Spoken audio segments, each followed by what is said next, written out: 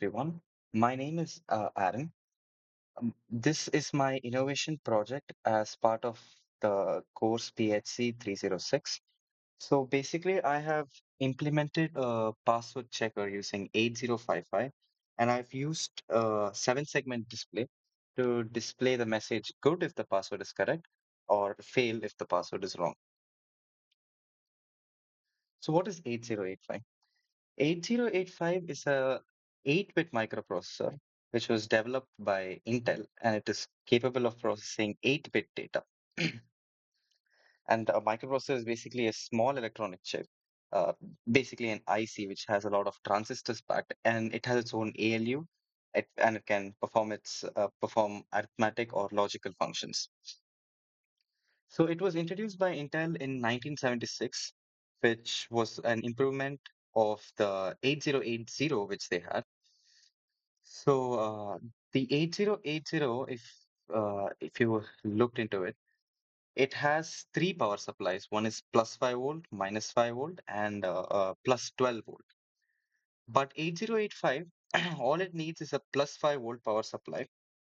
Actually, all you need is a potential difference. So, with respect to ground, you would need a plus 5 power supply for the 8085 to operate. So this is the pin diagram of 8085.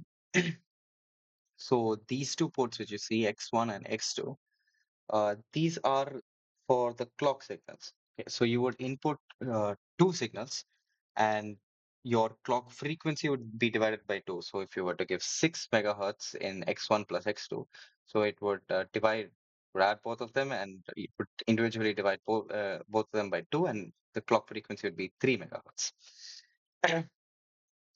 And it has 16 address ports. But if you see the seven ports, first eight ports, sorry, it has AD0 to AD7, while the rest are just named A6 to, I mean, A8 to A15.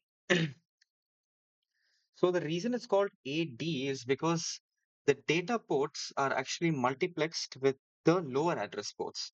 So first you would use uh, the all 16 of them to send address, and then the address would be latched, and the lower ones would be used for data transfer.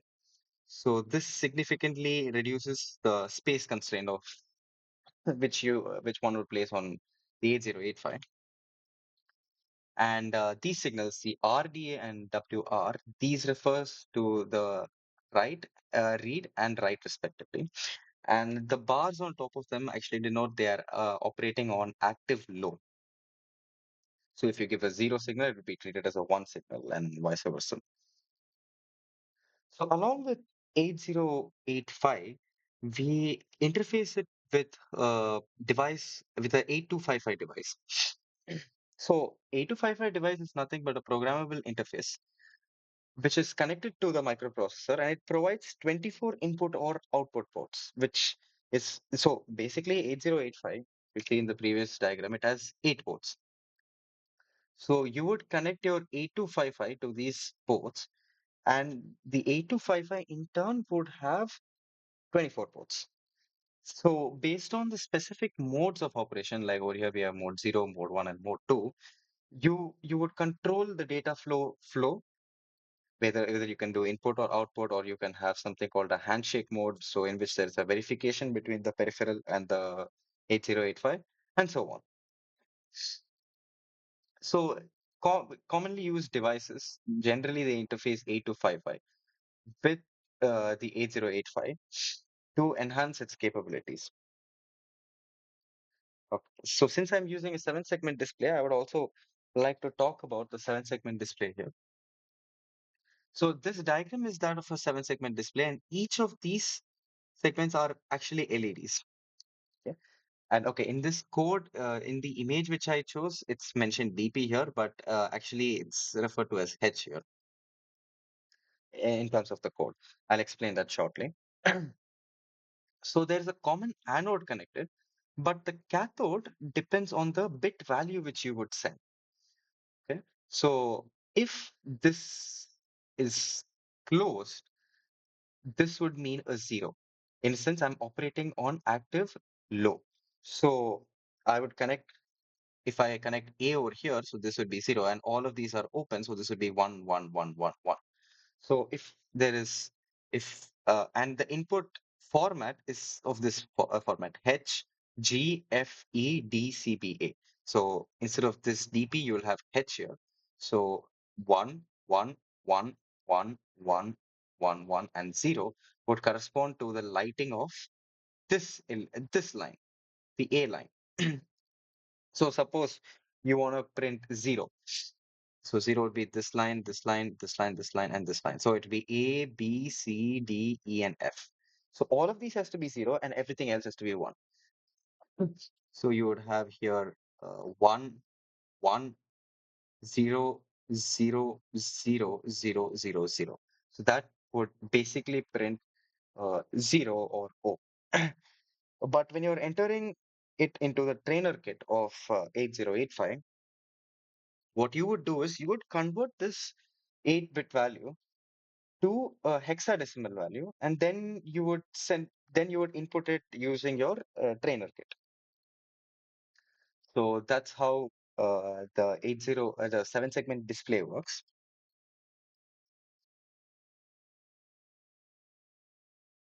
Alright. So this is the code for 7-segment. So you can divide this big code into smaller chunks, where actually 2000 this is the memory address, and this is the opcode, and this is the mnemonic.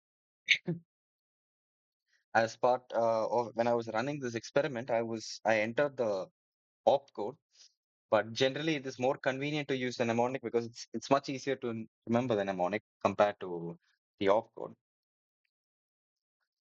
So as I discussed in the about 8255, it can operate in a number of modes: mode 0, mode 1, mode 2, right?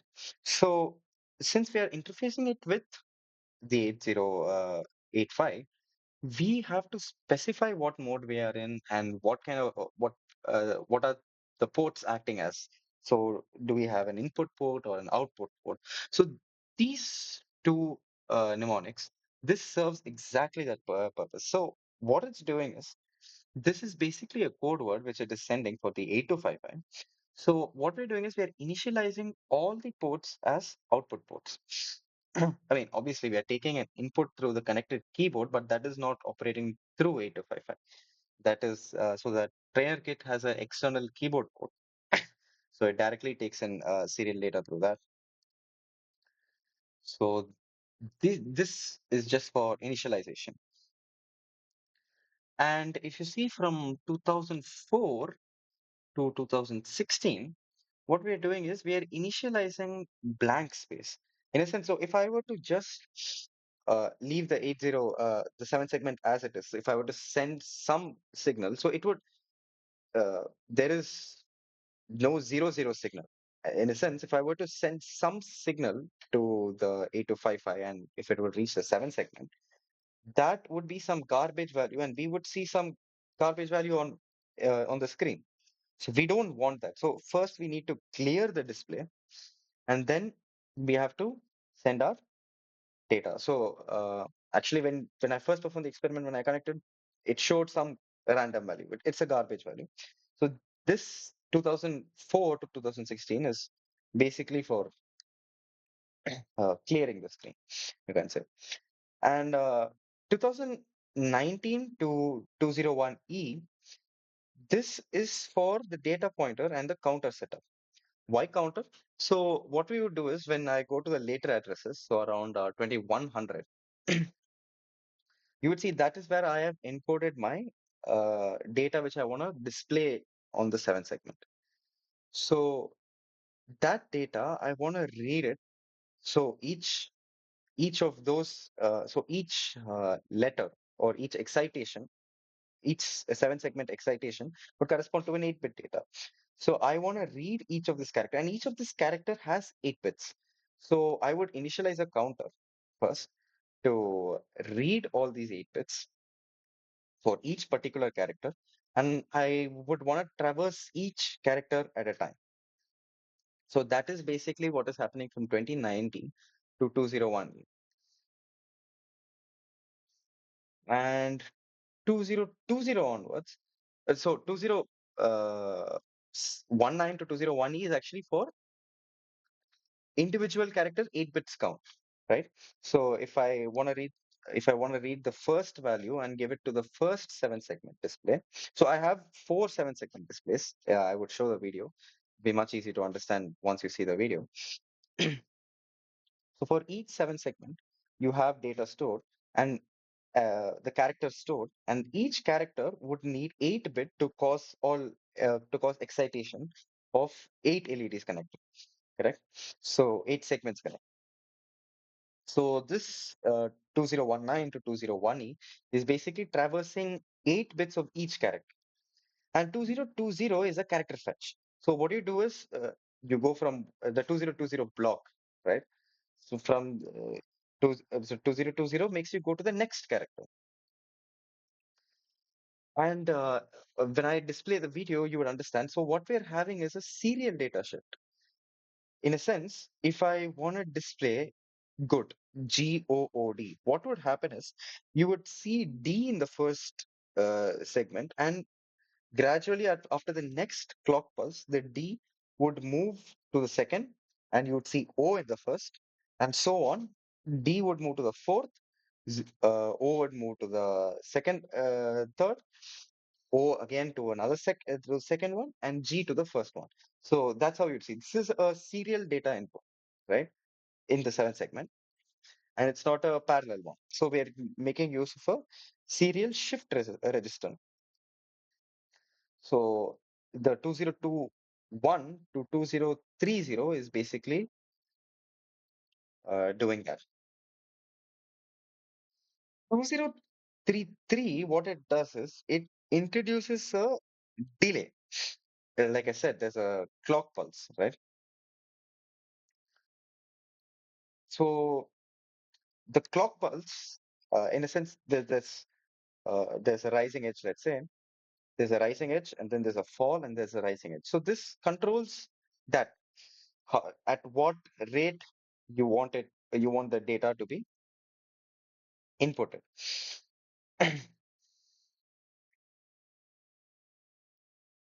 And so 2039 to 203B, what it does is it checks if there is another character available. So if you see, there is another counter that is getting decremented. One counter was for 8-bit reading for an individual character, and we have four characters. So this would make sure that after 4 characters, this counter would become 0, and you don't read some other garbage value. Okay, and in the end, we go to the next slide. This is just a return function. It returns to the main program. And as I mentioned, 2100 to 2103 is where I have stored the data for what is to be displayed. Actually, this data corresponds to good. In a sense, I want G O O D to be printed. Okay, so this D corresponds to A1. As I said, this would be a shift register. What would happen is D would first enter. So if this is my 7 segment, 1, 4. So these are my 4 7 segments. So first D would enter, right? And then D would go here, and then D would go here to finally. So there is G, O, O. So when D goes here, O would come here, and so on. So finally, you would get good display, right? So this is how the 7 segment program works. Okay. So now come to the password program. So so basically, what I want to do is I want to enter a password, and I have to check the password. And if the password is correct, I want it to go to the memory address to 2000, right? If the password address is wrong, I would want it to go to 3100. That is what I want this password checker to do. So this is my flowchart for the password checker. And this is the code. So I would enter this code actually from address 3000 from onwards. And this would end at, I think, 1318, if I'm not wrong, around. And so what I would do is, so there's two addresses I have mentioned here, 2050 and 2060. So 2060 is where I have actually stored my password. And whatever data I am inputting when a user is entering his password, that would get stored in 2050. Okay. Then what I would do is I put it in a loop and I compare. I compare the address, compare each inputted bit with my stored bit. So this is what I am doing. So uh, okay, basically what this comparison does is when it's comparing two bits, if two bits are equal, it would set the zero flag to be one, or else it would set the zero flag to be zero. Okay.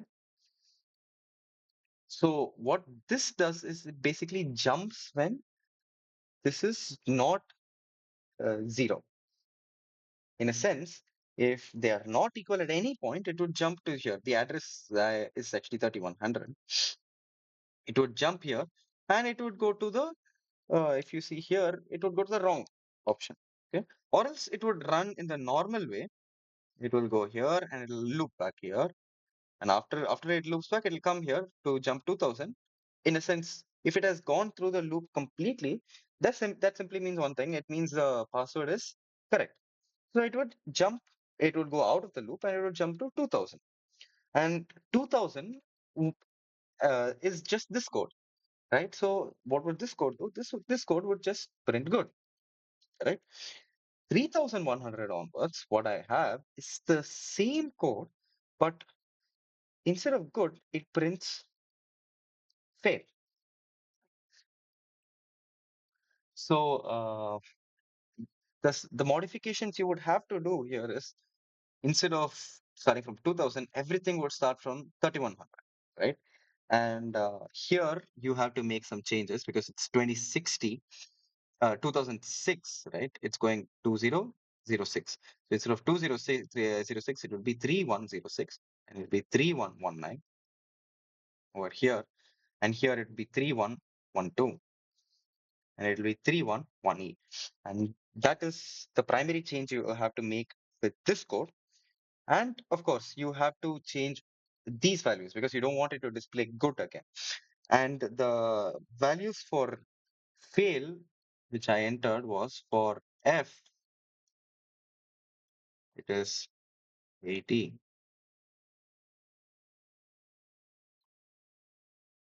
For A,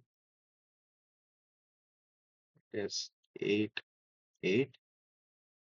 For I, I'll be printing it as 1, it would be F9, and L again would be C7.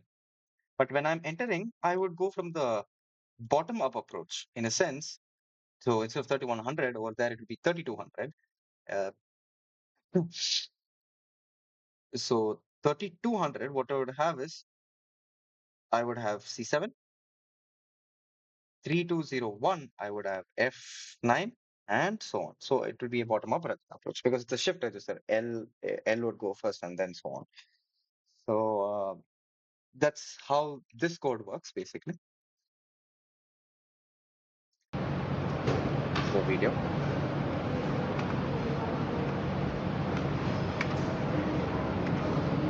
So here basically I'm actually inputting correct password.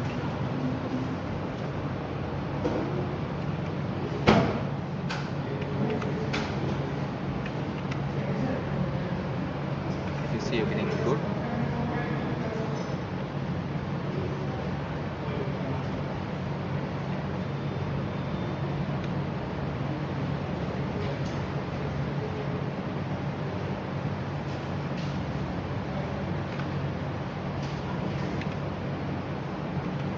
So now I thought I'll rerun the code and I will enter the wrong password to show what happens when you're entering the wrong password. As I said, in between.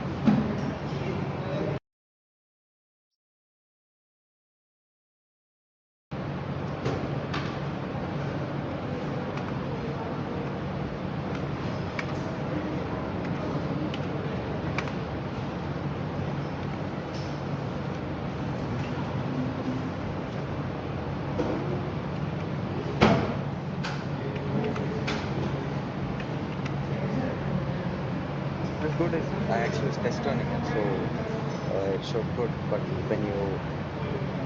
when I run it, actually, you would see the shift register acting. Now the shift register is acting.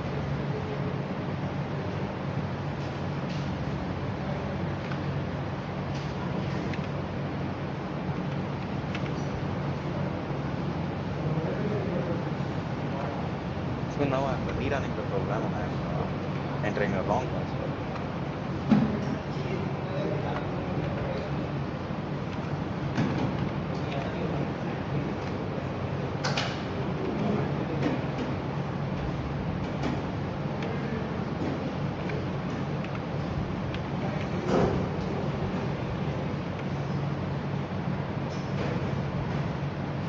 It shows failed again through the shift register. So this is my innovation project, which I've done for the course PSC 306. Thank you.